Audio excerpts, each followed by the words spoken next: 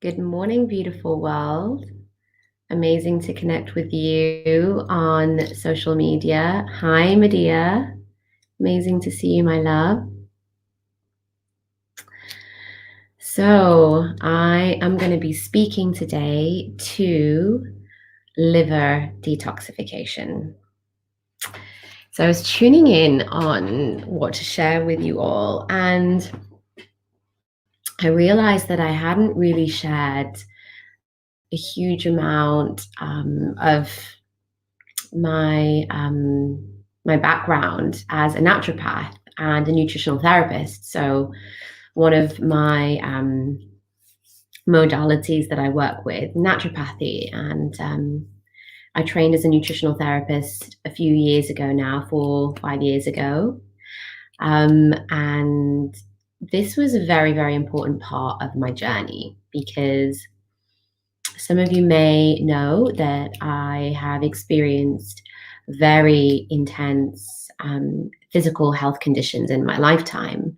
I've been diagnosed with 2 autoimmune conditions, and I'm pretty sure I was developing a 3rd autoimmune condition when I was about 27 years old. So I was diagnosed with ulcerative colitis when I was 16, and by the time I was 18, I had my whole large intestine surgically removed. It had become so ulcerated. So this is what happens with ulcerative colitis. You get ulcers on your colon, and it became so ulcerated that they had to operate and remove the whole thing after I'd spent over a month in hospital on lots of different kinds of medication to try and solve the problem. So that was when I was 18. And then when I was 27, I developed another autoimmune condition that affected my eyes, my iris particularly, which is the colored part of the eye. And that was pretty intense because it didn't just affect one eye, it affected both of my eyes. It's not a contagious condition, it's something systemic related to the immune system. So autoimmune conditions are basically caused by lots and lots of different factors, lots of factors that we bring with us from a whole lifetime of conditions that have been set up within our body, within our environment. Autoimmune condition, so for example, our genetic predisposition, or how we were born, how our immune system has developed since being very small. There are other factors that trigger on an autoimmune condition. So stress is a major triggering factor. And then there are some other factors that kind of keep autoimmune conditions going, or keep the conditions going that perpetuate these situations. So poor diet, having a weakened immune system. There are lots of things that can kind of create the conditions for autoimmune conditions to happen. And ultimately, the immune system gets very tired. It gets confused and tired, and it kind of like short circuits in a way. And so then healthy cells of the body start to get attacked, or get attacked by the immune cells of the body. So immune cells start to attack healthy tissue. And this can happen in lots of different parts of the body. And that's why people with autoimmune conditions, there are lots of autoimmune conditions affecting lots and lots of different parts of the body. And mine, ulcerative colitis, was affecting the colon, and then the iritis was affecting the eyes. But ultimately, there's the same thing going on. It's the healthy tissue is being attacked. So I mean, autoimmune conditions are very, very rife within modern societies. We're seeing this increasing everywhere in all countries. And there are lots of different factors that contribute to that on kind of a mass scale. So one of the things is toxicity. So because of the high amount of toxins in the environment, generally speaking, that we ingest, that we breathe in, that we put onto our skin, those toxins are really overburdening our system, particularly our immune system. The immune system can become really confused just because it's it's just every day it's trying to keep these trying to keep these toxins away at bay from harming us, from causing all sorts of stresses and harms on the body. And so, because of this overworking of the immune system, of course, it would make sense that over time the immune system would just become confused and just kind of forget its roles in a way, or get stuck in these looped cycles of confusion. And what we find with autoimmune conditions is that the immune cells start to attack healthy tissue. Now, this isn't happening for everybody. This is just for particular people that have these. But I like to talk about autoimmune conditions and the pathophysiology of autoimmune conditions, which means what's happening behind the scenes, how that disease process manifests. I like to talk about this because it gives a really great example of what can happen when lots of different conditions, environmental conditions, and lots of different factors come together to really overburden our system. And it helps also to explain a little bit about how the immune system works. We have lots and lots of different layers of defense of our immune system. And all of these need nourishing and need protecting from us. So having a healthy, balanced diet, where we are eating an anti-inflammatory diet in particularly, which is low on toxins, low in foods that contain a lot of toxins and hormones and medicines, so meat and dairy and sugar, kind of reducing those kind of foods, keeping them down to like a minimum is one of the things that helps to lessen the load on the body, so the immune system isn't having to really work hard to deal with all that kind of stuff. One of the other lines of defense of our immune system is one of the most important lines of defense is our microbiome.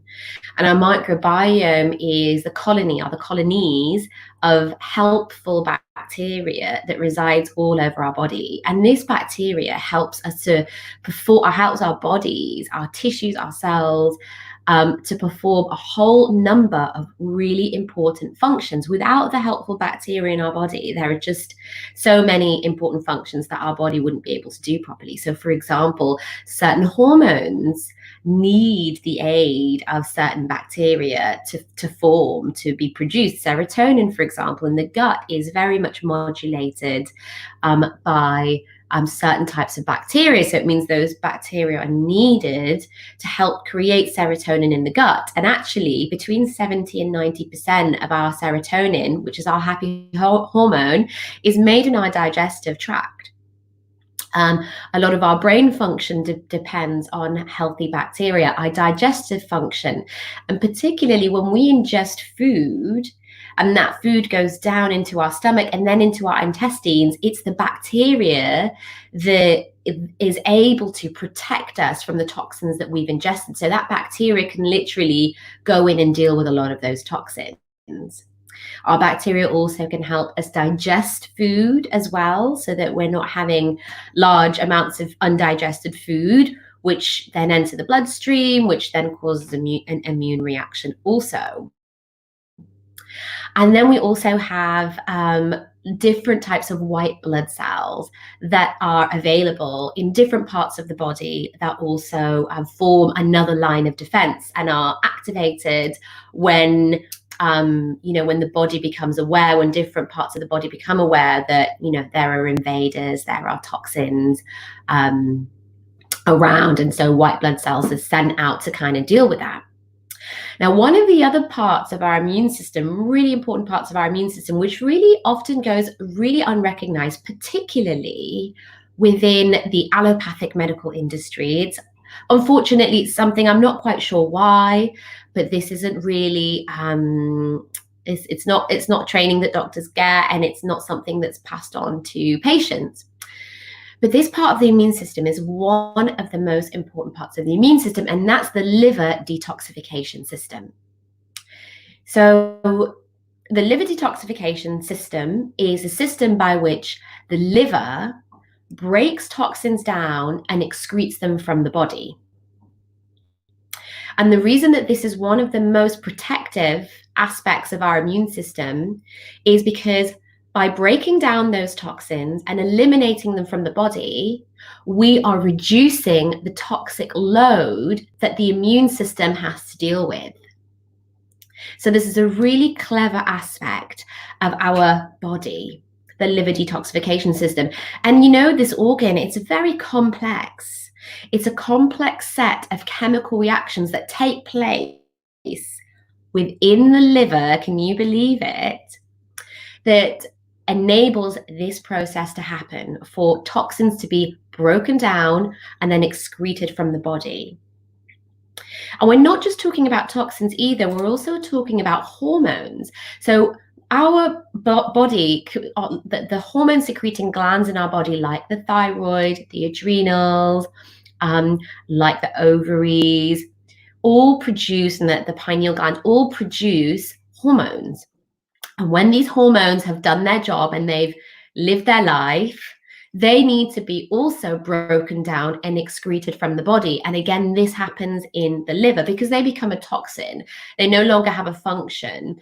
And if we allow those old hormones to build up in our body, then some of them can become harmful and cause damage to our body. So we need to be constantly metabolizing them, which means breaking them down and excreting them from the body. And we need to be constantly metabolizing toxins also, breaking them down and excreting them from the body. So the liver has 6 different means by which it does this, 6 pathways. So imagine lots of different pipes coming into the liver, all the blood vessels, and the blood's also carrying, what we've inhaled, the oxygen and the other gases that we've inhaled.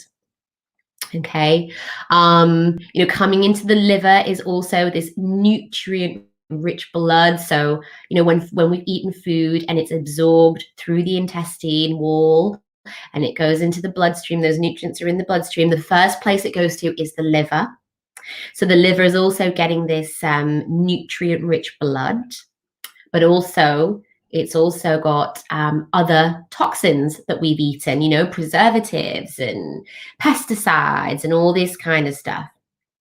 So imagine this blood, all these different pipes coming into the liver, and then just visualize all of that splitting into 6 different pipes. And each of those 6 pipes has its own complex little system going on, its own set of chemical reactions going on. So it's its own little factory happening. And each of those 6 pipes or pathways deal with a particular set of toxins or a particular set of hormones. And that's its job. So the acetylation pathway just deals with what it has to deal with. The amino acid pathway just deals with what it has to deal with. The methylation pathway just deals with what it has to deal with. And they all have their different functions. And together, they deal with all of the toxins in the body and all of the hormones in the body. So in order for that system to work, there are 3 parts, 3 phases to the detoxification process. So phase 1, 2, and phase 3. And I'm going to talk about phase 3 first, because phase 3 is actually where we need to focus our attention first and foremost.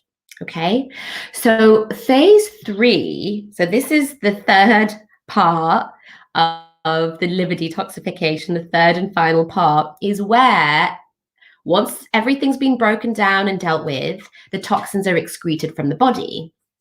Now, this happens primarily through the gut.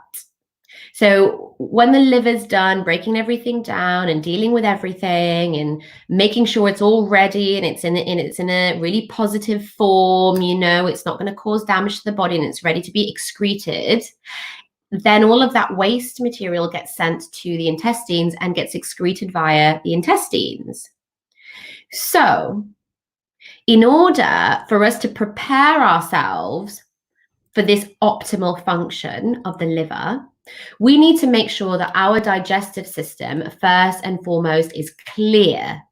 Because if we're like, okay, I'm going to go on a juice fast, or I'm going to start to do a detox this week for 6 weeks, or whatever it is, but if we don't tackle our digestion and we are, say, constipated or have sluggish digestion, and many of us have sluggish digestion and it's become normal, and we don't recognize that going to the toilet only once a day to open our bowels is not, we think that's normal, and actually we potentially could be opening our bowels the same amount of times as we eat meals. So 2 or 3 times a day is kind of more optimum for opening our bowels. So if our bowel function isn't optimized, then what's going to happen is the liver is going to start to dump all of these like high amounts of toxic waste into our gut, and we're just going to reabsorb that back into the system, because if we're constipated or have sluggish digestion, then those toxins are literally going to sit there and eventually some of it be reabsorbed back into the system. And this is where we start to become quite toxic, not just from the amount of stuff that we're ingesting and breathing in, but then it's from the buildup of that stuff not actually properly leaving the system. So the first thing that we've got to do, absolutely, is clear the pathways of the gut, of the digestion. So it's not just about, okay, let's just, not be constipated anymore, or let's take some psyllium husk or some nutrients that are going to like clear out the bowels.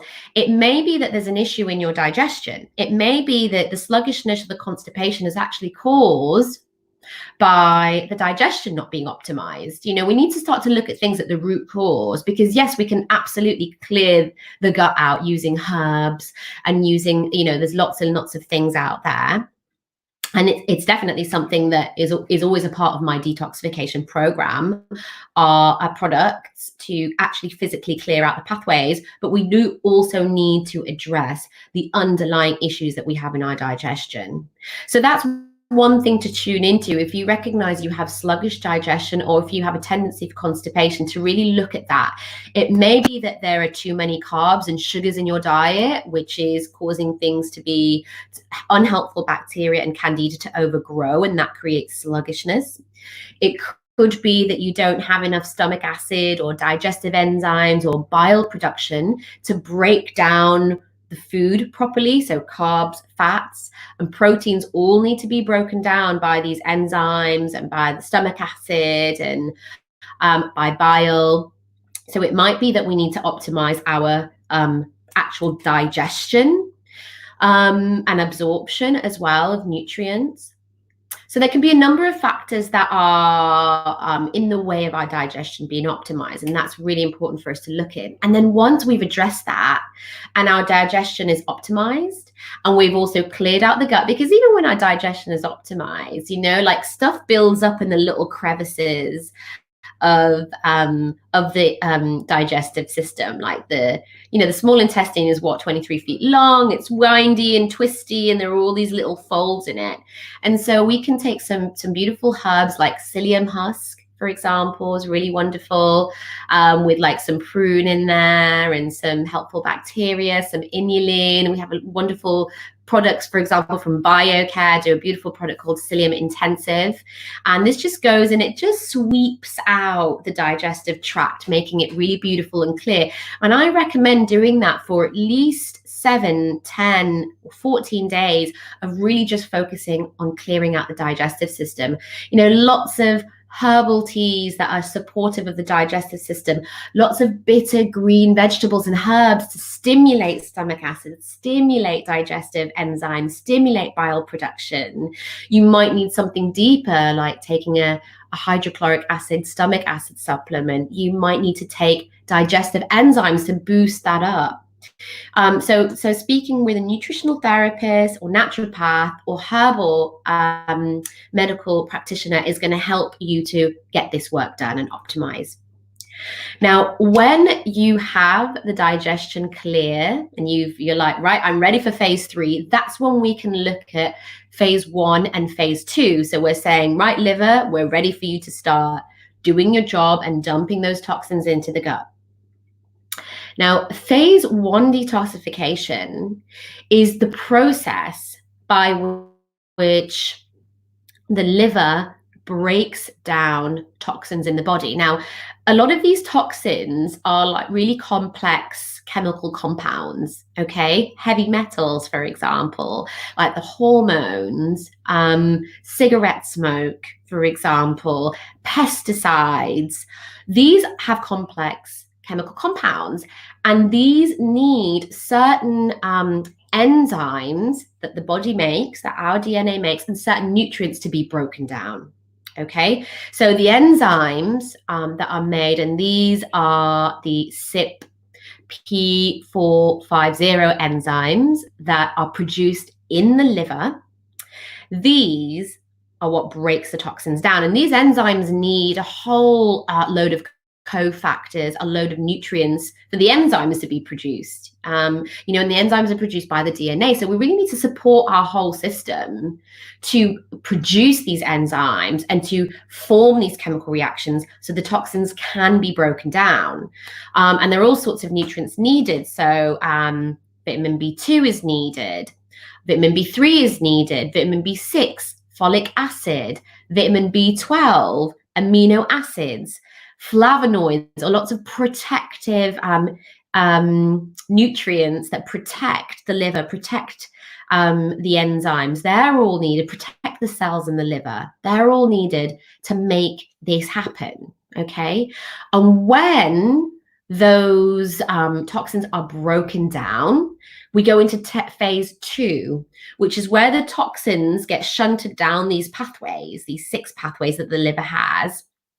And what happens is that they're then neutralized and they're made ready to be excreted by the body. So they've got to be neutralized and they've got to really be prepared to be excreted by the body. So these also need a number of nutrients and cofactors to make this happen as well. Really, really, really important, because otherwise this could cause damage to the body. Okay, because in phase 1, when these toxins have been broken down and they're ready to be dealt with, it can actually cause oxidation and free radical damage. So they're actually in a harmful form. So in phase 2, that's why other nutrients are needed to come in to latch onto them and to stop them from becoming harmful and then pull them out of the body. Okay, so it's a very complex chemistry that's going on. And that's why when we detox, I'm a big advocate. It's not just about let's do a juice detox for 10 days and like that. It's going to be fun. I'm just going to make some juices at home and I'm going to, find some recipes of green juices and that's it. We need a particular set of nutrients to really make this happen properly so that we're not causing damage to the body. And so a proper detoxification plan that includes and considers the nutrients that are needed for phase 1 and for phase 2 liver detoxification, as well as what's needed to clear out the gut, is the most important and efficient way of actually creating a proper detox plan. So I have lots of articles about this that I'm willing to share in this article, and I can put together a list of foods needed for phase 1 and phase 2, and I can share that with you as well today. I'm really happy to do that. I'll place that in the post here, but I'm just going to share with you my top tips, nutritional tips for liver detoxification. So, it's happening all the time. We don't need to wait to do a detox. We can just do it every day. So what are my top tips for that? First of all, an anti-inflammatory diet. So a diet that's not causing further inflammation and that's not increasing the toxic load in our body is really important to just get the nutrients in that we need and to minimize the toxic load. So an anti-inflammatory diet includes a balance of proteins, a reduced amount of refined carbohydrates, completely lowered or eliminated sugar, wheat, dairy, and meat. Okay, keeping meat to organic meat, wild caught where possible, and to a minimum of maybe once or twice a day. Fish also should be brought down to a minimum of twice a day because of the heavy metal content of fish. An anti-inflammatory diet also includes lots of herbs and, nutrient-rich vegetables and plants and all sorts of goodies, spices that are just going to bring in those powerful nutrients and those coenzyme factors, those co-nutrient factors that are needed to support the enzymes and to support the liver detoxification pathways. Really, really, really important. Lots of vitamins and minerals also as part of that, an anti-inflammatory diet. Okay. And part of an anti-inflammatory diet as well isn't just about what we're ingesting, but what we're putting on our skin and what we're putting in our air, you know. So thinking about eliminating toxic household products, you know, your washing detergent, your laundry detergent, your hand wash, your shampoo, your body wash, all of these can contain toxic chemicals that, again, your body has to deal with. And when stuff is absorbed through the skin, it's just bypassing the liver. It's, you know, that blood that it's being absorbed into is going around the body and then it's getting to the liver. And so we really want to be mindful actually about what we put on our skin. My second top tip is to eat broccoli every day. Eat broccoli absolutely as much as you can. So broccoli contains indole 3-carbinol and DIM, which are nutrients needed for the proper breaking down and metabolizing of estrogen. Now, what I'm seeing as a naturopath and a nutritional therapist is an incredibly high number of estrogen-related health conditions in both men and women. And you know, hormonal imbalances, and you know, a lot of women are having end result of polycystic ovaries, endometriosis, and infertility also. And men, they're also starting to experience a lot of estrogen related conditions as well. And I just think that because of what I know about the way the estrogen is broken down and excreted from the body, I know that we need broccoli, which has an abundance of the nutrients that are needed to really deal with estrogen. Okay, so that would be my second top tip, is to just get broccoli and loads of it into your body. And my third top tip are dark leafy green vegetables. Now, these contain so many of the B vitamins, of the other protective nutrients that are needed to support phase 1 and phase 2 liver detoxification. You know, folic acid is so important for phase 1, and B vitamin so important for phase 1 that you're going to get an abundance of this in your dark leafy green vegetables.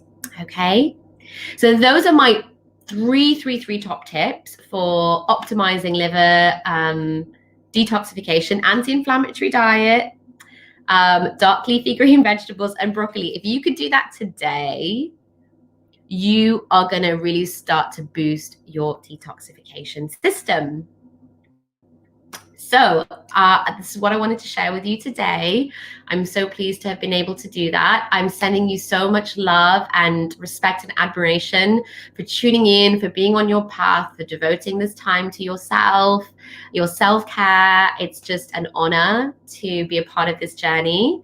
I have a yoga class tonight. Please come and join me. It's 6 to 7:30 p.m. GMT. It's an integrated yoga class with lots of breath work and kriya and meditation and asana as well. It's really beautiful.